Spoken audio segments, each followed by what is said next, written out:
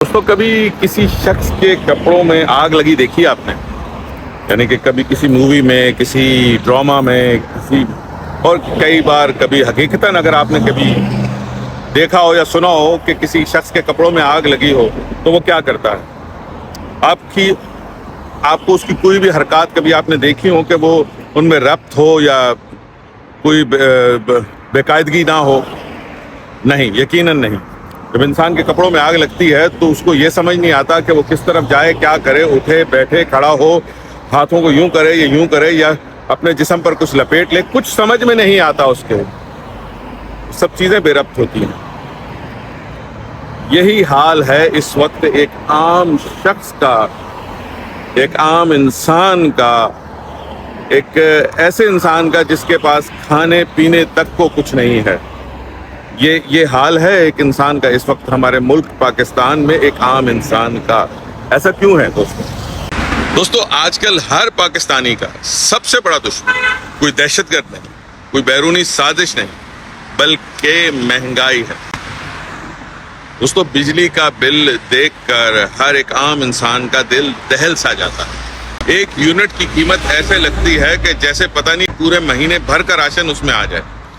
गर्मियां हो तो इंसान उसका बिल ही नहीं अदा कर सकता, बिल अदा करे या घर का खाना खाए।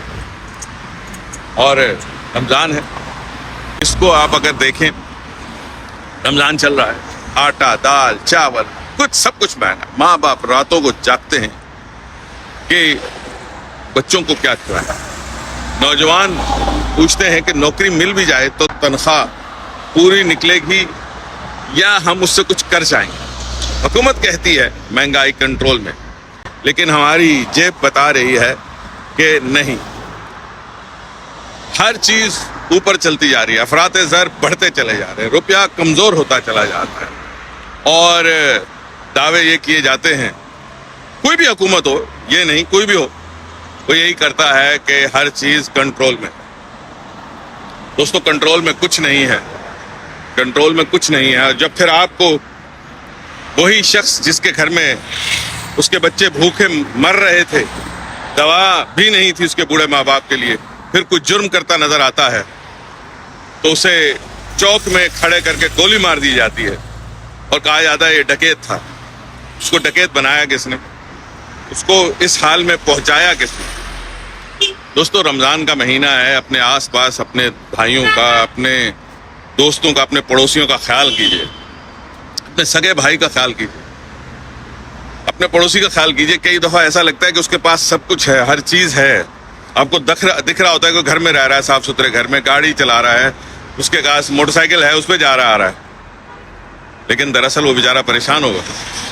ये तो वो सफेद पोश है। और इसके अलावा जो कई तो बिल्कुल दिख रहे होते हैं कि आपको मिस्कीन है, लेकिन हम अपने तरफ से उठ के जस्तुजू नहीं करते कि उनकी कुछ मदद कर पाए।